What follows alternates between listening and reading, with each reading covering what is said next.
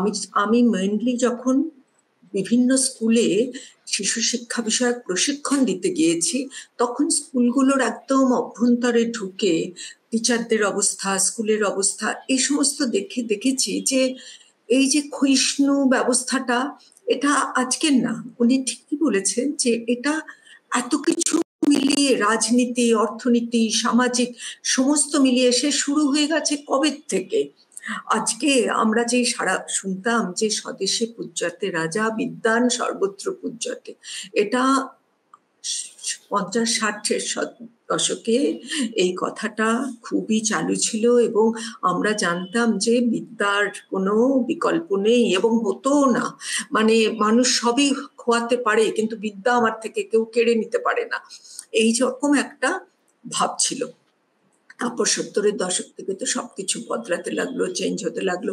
কিন্তু তখনও আমরা কি দেখছি, মহানগর সিনেমায় কৃতি ছাত্রের বাড়িতে মাস্টার মশাই গিয়েছেন, ছাত্রের বিরক্ত লাগছে কিন্তু অশ্রদ্ধা করতে সাহস পাচ্ছে না। তখনও যে মাস্টার মশাই অন্য জাতির, বা আতঙ্কতে মাস্টার মশাই ছাত্রের অপকর্ম দেখে ফেললো, মাস্টার মশাই আপনি কিন্তু দেখেননি, কিন্তু তার বেশি সে কিছু করলো না, ওই ভয়টুকুনি দেখানো ছাড়া। বা কিন্তু এখন হলে সে ছুরিটা বসিয়েই দিত, কারণ মাস্টার মশাই আর কোনোভাবেই, শিক্ষক আর কোনোভাবেই সেই শ্রদ্ধার জায়গাতে নেই।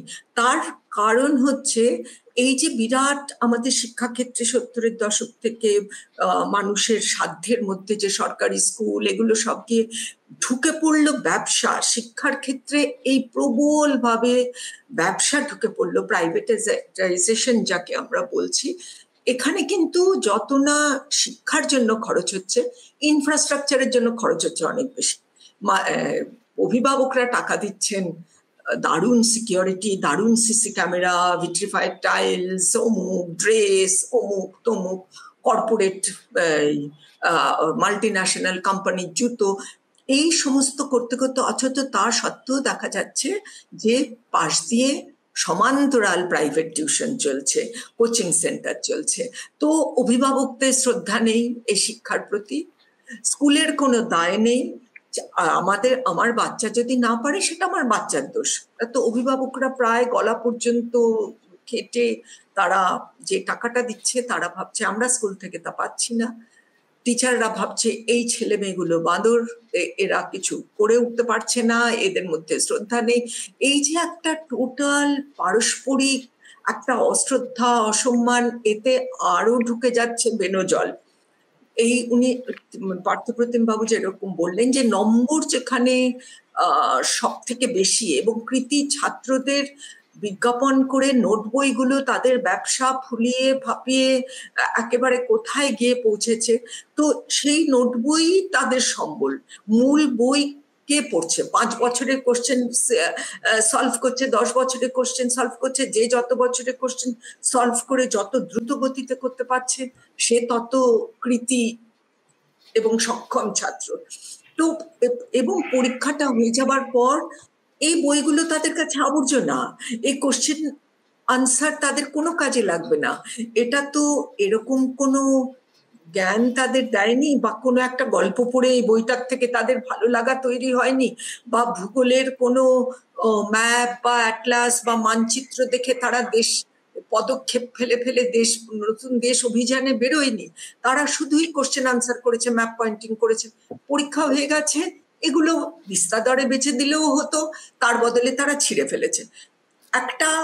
আর ওভারঅল সামগ্রিকভাবে আমরা যে প্রথাগত শিক্ষার মধ্যে দিয়ে গেছি, উনি যেরকম বললেন পার্থপ্রতিম বাবু, যে একজন ভালো ছাত্রী, সে নার্সিং পড়ছে, কেন? সে জানে যে এটা পড়েই সে চাকরি পাবে।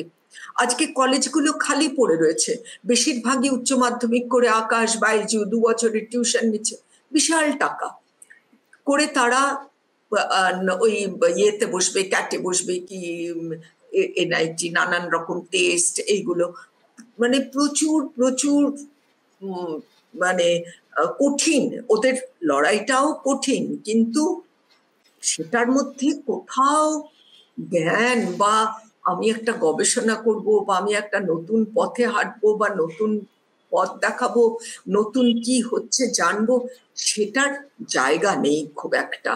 মানে স্কুলগুলো এরকম ভাবেই তৈরি, তারাও খালি চায় যে আমার স্কুল থেকে কতজন পাশ করেছে, 100% ফার্স্ট ডিভিশন কিনা, স্টার কিনা, তাতে স্কুলগুলোর রেটিংও বাড়ে, পরের বছর তাদের অ্যাডমিশনের বাড়ে। তো এগুলো তো ব্যবসার মধ্যে, ব্যবসার শর্ত অনুযায়ী হয়। সে বিদ্যাকে যে দেবী ভাবা হতো, যে বই পায়ে ঠেকলে আমরা 10 বার নমস্কার করতাম, সরস্বতী পুজোর আগে কুল না খেয়ে যে আমরা শ্রদ্ধা দেখাতাম, সমাজের সেই সামাজিক কাঠামোটাই নেই। সেই জন্যে এটাতে শুধু ছাত্রদেরও বললে হবে না, সমস্তটা মিলিয়েই যে একটা অশ্রদ্ধার পরিবেশ, এত একটা ব্যবসায়িক পরিবেশ।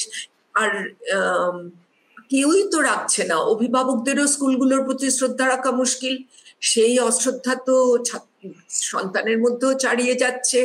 টিচাররাও একটা কর্পোরেট হাওয়ায় চাকরি করছে, আসি যাই, মানে চাকরিটা বাঁচিয়ে রাখাই একটা মূল উদ্দেশ্য। এর মধ্যে যে একটা টিচার, শিক্ষক ছাত্রর যে একটা খুব প্রাণবন্ত সম্পর্ক, সেরকম হওয়াটাও মুশকিল। তো এই জন্য আজকে আমরা এই জায়গায় এসে দাঁড়িয়েছি, কোনো কিছুতেই আর অবাক হবার নয়। আর সোশ্যাল মিডিয়ার কল্যাণে এগুলো তো ছড়িয়েই যাচ্ছে। আজকে একটা স্কুল করেছে, গত বছরেই শুরু হয়েছিল, এর পরের বছর যদি 10টা স্কুলও করে, তারপর দেখা যাবে ও এটাই নর্ম। পরীক্ষা শেষ হলে এইভাবেই বই খাতা ছিঁড়ে উৎসব করতে হয়। তো আস্তে আস্তে এটাই স্বাভাবিক হয়ে যাবে। আমরা যে কোনো জিনিসই, আজকে একটু ধাক্কা লাগবে মনে হয়।